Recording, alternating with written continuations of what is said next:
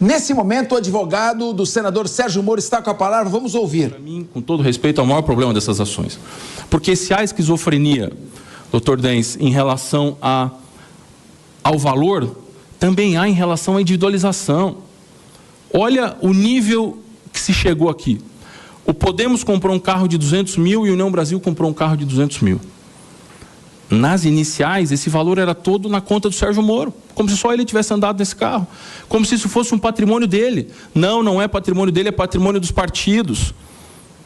Portanto, isso não pode ser somado na pré-campanha dele. E mais, teve lá um gasto com a Delanteiro, que era uma assessoria de marketing, de redes sociais, monitoramento.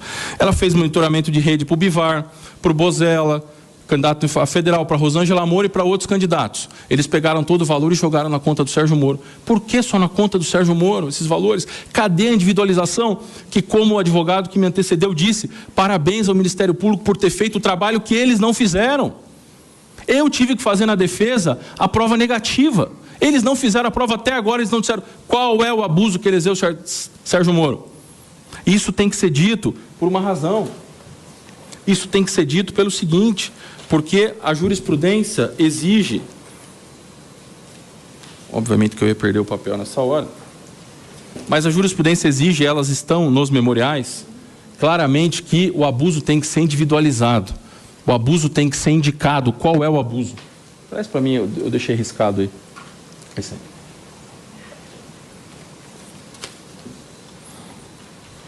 Diz aqui, ministro Salomão, 2020, é inviável o reconhecimento de uma afetação do bem jurídico, no caso a igualdade, sem demonstração empírica dessa lesão. Qual é a lesão?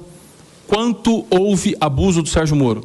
Silêncio do outro lado, é 20 milhões, 8, 5,5, cada hora é uma coisa. Ninguém aponta.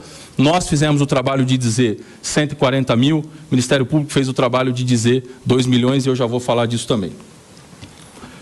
Por fim, o último critério, benefício eleitoral. Com todo respeito, segurança pode desequilibrar uma eleição aonde? Onde? Segurança atrapalha. Desembargador Panza, Vossa Excelência não está no quórum, mas está acompanhando com muita atenção. Muito obrigado, inclusive. Segurança atrapalha. Segurança não deixa o candidato ir onde o outro pode ir. E mais, se falou muito em candidato médio. Quem era o outro candidato ameaçado de morte pelo PCC? Só ele. Portanto, como é que você vai comparar desiguais? Vamos comparar banana com banana. Se só ele era ameaçado, só ele podia ter segurança. Mas não só. O TSE decidiu agora no final do ano, na aprovação das contas do PSOL, que quando há ameaça de morte, pode-se usar dinheiro partidário para segurança. Era um caso das mulheres do PSOL. Me parece que segurança, independente do gênero, valeu para as mulheres. Ou seja, há precedente entendendo esse afastamento. Para os dois pontos finais aqui, nós fizemos inclusive um segundo cálculo, tirando a circunscrição eleitoral. Isso está no memorial de Vossas Excelências. Se eu tiro a circunscrição eleitoral, em vez de 140, vai para 150 mil. Isso está bem desenhado lá, não vou repetir aqui. Mas, por fim, nós fizemos uma terceira análise do parecer do Ministério Público e eu elogiei muito esse parecer na época, porque pelo menos ele se dignou, e eu disse ao doutor procurador isso, a analisar gasto a gasto como a gente fez, coisa que as iniciais não fizeram. Nós tivemos que fazer o trabalho que eles não fizeram, o Ministério Público e nós. Mas, enfim, dos 2 milhões que concluiu o Ministério Público, se nós excluirmos, se desses 2 milhões, então, aí já não estou falando mais de 6, estou falando de 2. Se excluirmos aqui só os gastos com advogado, que é um indiferente legal, e mais os gastos com segurança, em vez de 2 milhões, o valor fica 774 mil. Ou seja, dos 2 milhões que o doutor procurador bem apontou as razões dele, eu respeito muito. Se excluirmos só segurança, motorista e advogado, o valor baixa para 1.200.000, o valor baixa para 774 mil, que significa 17%. Portanto, se quer chegar nos 30 do meu parecer, está aqui a resposta. Para concluir, senhor presidente, agradecendo a atenção, já foi explicada essa história do advogado mais uma vez. Como ela foi, de novo, trazida, R$1 milhão não foi só para o Felipe, R$1 milhão foi para pagar também o meu escritório. Ninguém pediu as notas fiscais aqui, senão eu teria mandado, sem nenhum problema.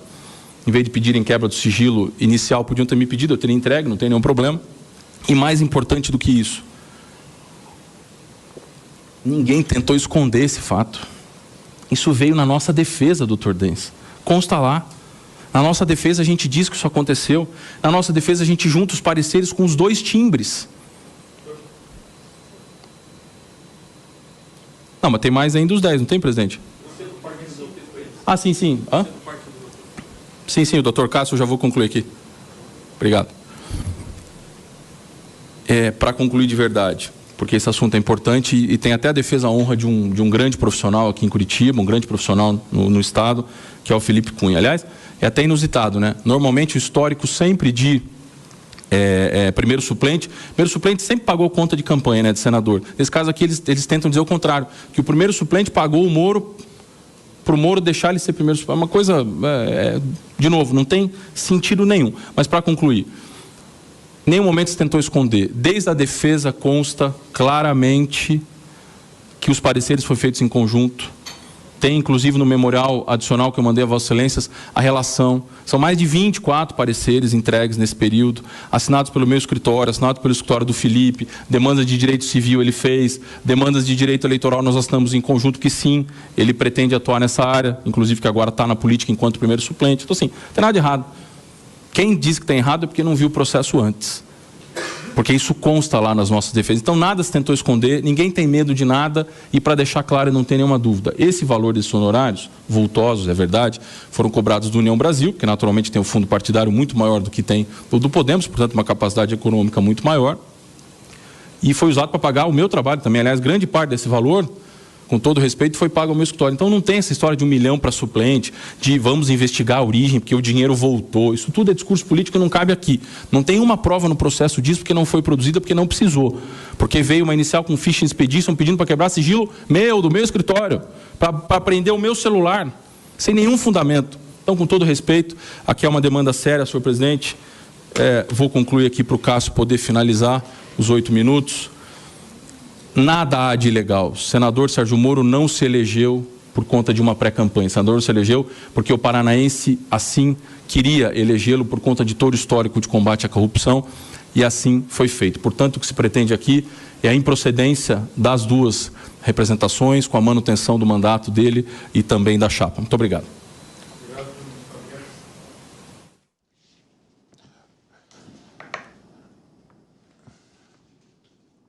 Muito bem, então, atenção, nós vamos ter agora mais uma fala. Quem vai falar agora deve ser o Ministério Público. Provavelmente o Ministério Público Eleitoral que vai ter a fala agora. Os relatores ainda não votaram, está falando. Vamos ouvir? Vamos ouvir. Colegas que nos assistem. Aqui o caso, Excelência, eu venho aqui à tribuna para fazer um distingue muito importante a respeito do que está sendo tratado nesse caso e os outros precedentes que são levantados em defesa, na tribuna, a respeito de qual o critério que será aplicado neste caso para um eventual análise desse abuso de poder. Muito se falou nas peças, se falou na tribuna, se repetiu demasiadamente do parâmetro que se teria consolidado no caso da senadora, ex-senadora Selma Arruda, que foi cassada pelo TSE, em relação ao caso que está se discutindo aqui agora. Cabe a mim, Excelências, com todo respeito, fazer aqui uma análise muito peculiar a respeito disso. Primeiro, nós estamos tratando até mesmo de ações diversas. Lá no caso da senadora Selma Arruda, tratava-se de um caixa 2, tipicamente uma discussão de caixa 2. Aplicação irregular de recursos para a campanha eleitoral, arrecadação irregular de recursos. Aqui não, nós estamos numa ótica de abuso de poder econômico, ou seja, situações extremamente diversas. No caso da senadora Selma Arruda, lá o que se foi imputado a ela e acolhido pelo Tribunal Superior Eleitoral foi uma circunstância muito específica: antecipação de gastos típicos de campanha no período de pré-campanha. O que se compreendeu lá à Corte Superior? Que a senadora Selma Arruda teria feito uma contratação prévia daquilo que seria utilizado em campanha eleitoral e pago previamente esses recursos para então se usufruir desses projetos utilizados na campanha. Tanto quanto o doutor Gustavo, pois somos sócios do mesmo escritório, também foi advogado da senadora Selma Arruda. E lá, qual que foram as provas que trazeram lá? Um HD da empresa que prestou assessoria de campanha para ela, assessoria de pré-campanha para ela, dizendo: está aqui o HD com as peças que eu produzi no período de pré-campanha que serão e foram utilizadas na campanha eleitoral dela. Está aqui os jingles, lá havia jingles produzidos, material, adesivos, roteiros de ações e peças publicitárias para lá adiante ser feitos. Aqui não há absolutamente nada disso. Não há comprovação, sequer um argumento sólido a respeito de um caixa 2. Esse argumento assim, bastante criativo a respeito de triangularização, que nada foi comprovado. Poderia-se falar em triangularização, excelências, caso houvesse um prestador de campanha que se coincidisse com o prestador da pré-campanha num desses valores que aqui são levantados. Não. Tirando o nosso escritório e o prestador de serviço ali referente ao transporte, não há nenhuma confluência entre essas pessoas. O marqueteiro não é o mesmo, a produtora não é a mesma. Quem fez todo esse apetrecho, né, para a pré-campanha não se repetiu na campanha eleitoral. Por isso não há que se falar em antecipação de gastos de pré-campanha. Com todo respeito, essa tese é extremamente frágil. E no caso lá da senadora Selma Arruda, havia sim ainda um plus, como adiantou o doutor Gustavo. Trouxe-se um aporte de recursos privados às escusas para a pré-campanha dela para antecipar esse pagamento de gastos de campanha eleitoral no período de pré-campanha. Aqui, com todo respeito, tudo foi feito às claras. Prestado contas para a Justiça Eleitoral, tanto que os partidos políticos fizeram a prestação de contas a respeito disso. Não há aqui alegação alguma da ilicitude da destinação de gastos.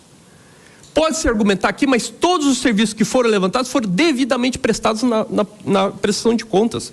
E veja-se, quando se fala também nesse aspecto aqui, muito recorrente na fala das partes, a respeito de qual foi o motivo que levou, então, aos gastos feitos a esse sentido, é justamente num aparato de pré-campanha que todos os candidatos fazem, todos os pré-candidatos fazem, justamente num cenário de incerteza e de ausência de uma regulamentação legal. E se nós pararmos aqui a partir desse pressuposto, que é o que trago na minha fala, qual que é a grande questão? Que não há um critério para se avaliar uma pré-candidatura. Se ela é suficiente, se ela é insuficiente, se ela é exorbitante ou não. Essa corte que hoje, num trabalho sim, bastante notável, justamente para uma concretização da dogmática do direito eleitoral, vai então indicar aqui critérios para se analisar uma pré-campanha. Só que a criar os critérios, indicar os critérios para se analisar a pré-campanha, nós entramos num outro óbice legal. O artigo 16A da Constituição.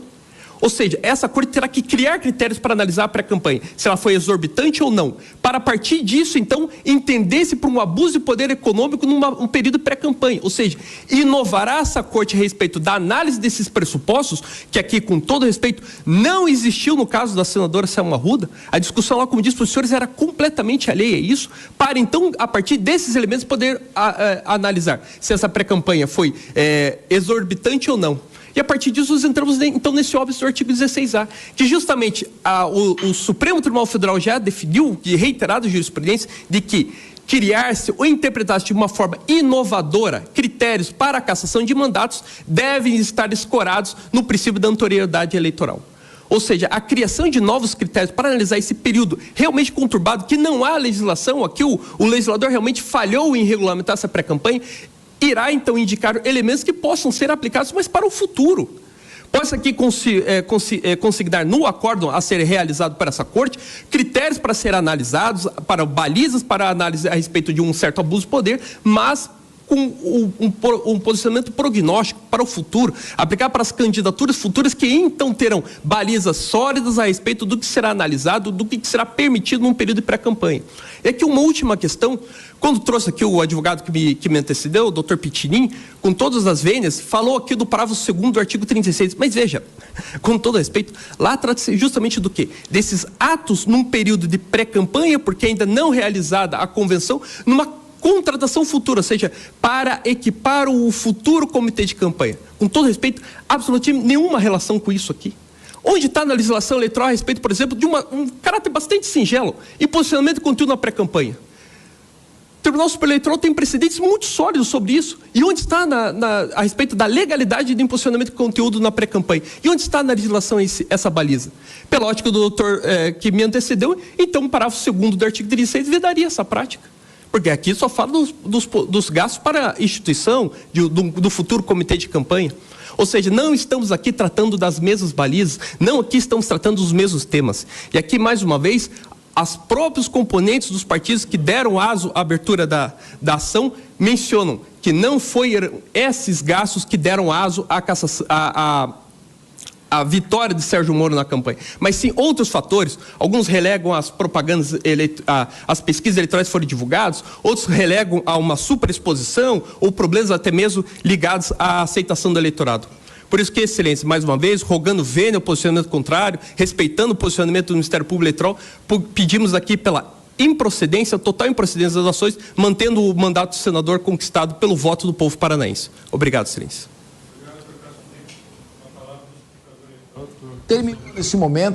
Terminou nesse momento a fala, era o advogado de defesa também de Sérgio Moro, eles dividiram o tempo e agora deve começar a votação a qualquer momento, nós estamos acompanhando aqui, está aqui o presidente